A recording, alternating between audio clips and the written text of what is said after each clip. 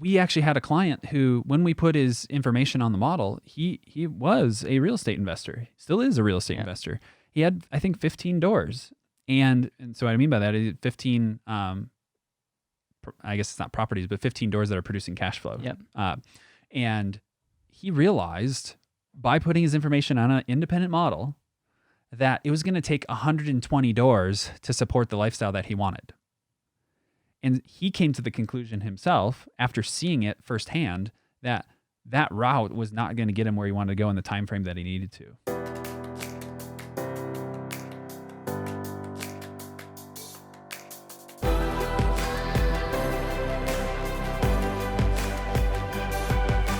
This is BetterWealth with Caleb Guilliams.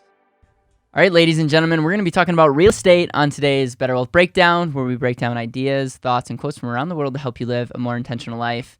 And whether it's real estate or Bitcoin, I love these topics because it gets a lot of good engagement and comments. I love asking the question, is real estate going to save your retirement? Is Bitcoin going to save your retirement? And even before we get into that, it's this idea of investor DNA of like, what is the thing that aligns with you and the way, like, whether it's risk tolerance, whether it's a unique ability, whether it's, the amount of money that you have. Like, your investor DNA is a whole combination of things. Mm-hmm. And what's so sad to me is finding a lot of these people in the 50 to 65 range who are waking up to the fact that they didn't save or invest enough money. Mm-hmm. And now they're going out to the YouTubes and are saying, what can I do? And what's coming up over and over and over? Real estate, real estate, real estate, real estate. Yeah. And I'm not here to say that real estate's a bad thing. I wanted to get into real estate. The reason I'm here is because I wanted to get into real estate. Yeah, in fact, I should plug Matt Four. Matt Four is part of the BetterWealth Network. He has a podcast called Ice Cream with Investors, and it's all about real estate investing, all you need to know about real estate. We're such huge fans of real estate at BetterWealth that we have a podcast, and I think what you're saying is just because there's a good idea or a good asset, just because we wrote a book called The And Asset doesn't mean everyone needs an and asset in their life.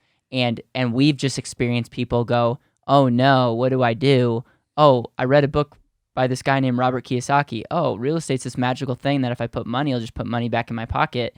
And it doesn't work that way. No. It can be a phenomenal asset class to own. And also, we hear those horror stories. We see those horror stories of people that have real estate and they're underwater, or the asset is doing the exact opposite of what they thought it was going to do. Yep. Because of them.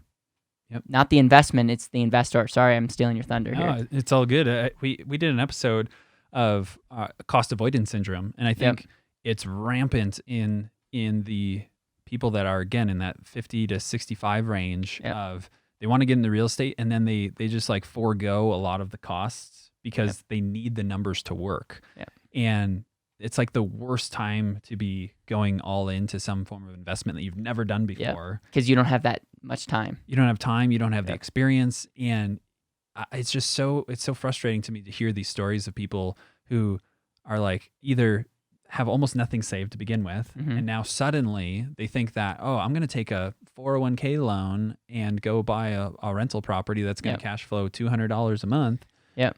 And it goes back to what results do they want? They want cash flow. And what we're seeing and hearing in the real estate community is real estate provides passive cash flow. Makes sense. Yep. But it's all in context of your investor DNA in your financial situation and where you are in life. Yep. And I like asking the question back to these people and saying, okay, how much would you like to live on in retirement? Is it $3,000 a month? Is it $10,000 a month? Is it $20,000 a month? If you're used to having an income of $250,000, that's a heck of a lot of real estate to be able to, and most people don't want to reduce their lifestyle, but the reality is most people are going to have to, right? But if they're looking at it as, oh, I'm going to create passive income to replace my salary. Mm-hmm. And I just recently spoke to a gentleman who can save almost $200,000 a year. He's doing very well for himself, although he hasn't saved his entire life. Mm-hmm. And so suddenly a switch flipped and he was like, I got to start saving. And he hasn't been making this kind of money his whole life, but he is now, and he's realizing like, I got to do something. Yep. And so in his head, he's like, I'm going to buy real estate. And so he started telling me about the first property that he invested in. And he put over $100,000 on a down payment in an investment property that is cash flowing $0. Zero. $0. Hmm. And his theory is such that, and it makes sense, that he's going to pay down the mortgage. Basically, the renters are going to pay down the mortgage, which will allow it to start cash flowing, which mathematically makes sense. But it's like, oh my gosh. Is it a 15-year mortgage, or It's a 30-year mortgage. So this is like a 30-year play? And he's 55 years old. And so these are the things that really frustrate me, because he's making probably $450,000 to $500,000 a year. Yep. And I asked him that question of how much would you like to live on? And he said he would be able to survive on $10,000 a month. Okay.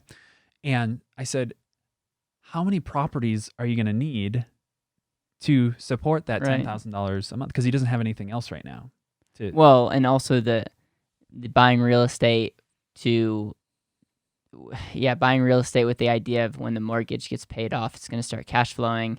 I think for a lot of real estate investors, that they would say that's not a good deal. Absolutely not, because there's no cash on cash return. Yeah. So the hope is that the market goes up and you can either refinance or sell. Well, the question is, what if we have another 2008 and suddenly your $650,000 property is worth? Yeah. But the thing that I just asked the question to him is, why real estate? Right. Because the result that he wants is cash flow.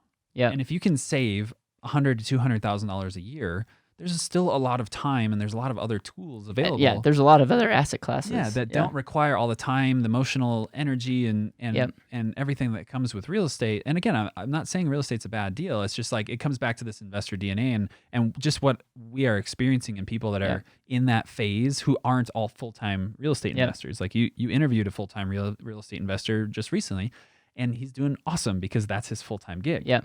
And so again, it was just a matter of, could we do something else to get the same result or better? Yeah.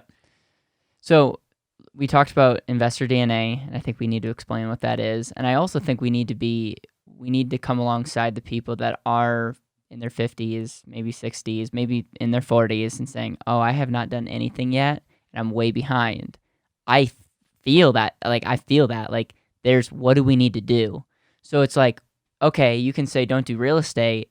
But if you were in that situation, where would you begin to figure out what you need to do? Because I think we can all agree that just at 55 or 45, just putting your money passively into an account, unfortunately, I just think time is not on your side anymore. Time's not on your side, and I think this goes back to this idea of working with an expert. You know, if you've gone 45 years of your life, of your adult life, and you haven't figured it out yet, you're probably not going to figure it out now. So finding somebody that you trust who can actually help you from a financial perspective is going to pay dividends, no pun intended. But you can go to betterwealth.com if you don't have anyone that you're working with and you want to work with some people. BetterWealth.com might be a great resource. Well, and we just did an episode on long-term accountable results, and I'm going to keep referencing this now in every podcast. I have recency bias. We're stacking all these things on top of each other now, but we actually had a client who, when we put his information on the model, he was a real estate investor. He still is a real estate investor. He had, I think, 15 doors. And so what I mean by that is 15, I guess it's not properties, but 15 doors that are producing cash flow. And he realized by putting his information on an independent model that it was going to take 120 doors to support the lifestyle that he wanted. And he came to the conclusion himself, after seeing it firsthand, that route was not going to get him where he wanted to go in the time frame that he needed to. And for back to the original example, this gentleman, in my opinion, is probably going to have to work longer than he wants to.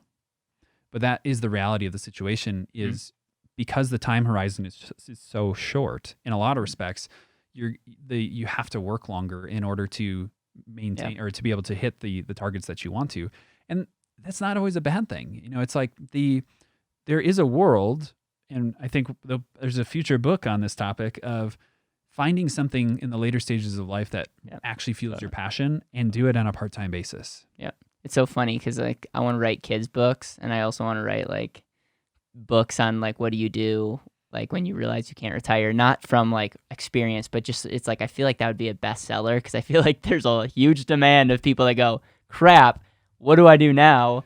And so it's like that, and I just, my creative brain's like, there's so much you could do, because they have something that we don't, experience and time and a lot of wisdom, and that's super valuable. And I think companies like BetterWealth will be looking for those hybrid positions in the future. And so, yeah, we could have a whole nother episode even on leveraged cash flow versus passive cash flow, because I think the word passive is just really a negative word when you really measure it. It's just, it's doing more damage than good.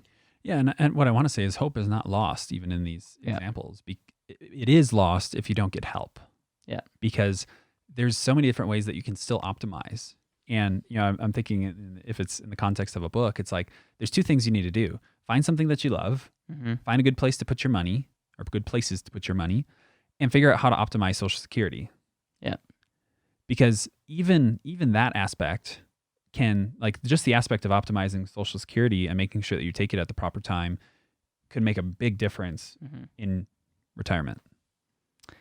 I love it, man. Anything that you want to add? I don't know, what did we even start with in this podcast? We started it with the question of, will real estate save your retirement? Got it. All right. So don't be that person that's throwing darts at the wall, or reads a book, or struggles with recency bias and says, this is what I want to do. Understanding your investor DNA, which is another way of just saying, what are you uniquely good at? What do you like doing? What would help you get closest to the life that you want? And then understand how to do the things that you love, maybe think outside the box, work with someone that can maybe not be so emotional, that can help you. BetterWealth.com is a place, but there's so many phenomenal people out there that could help you with that. And so I think that's a great episode.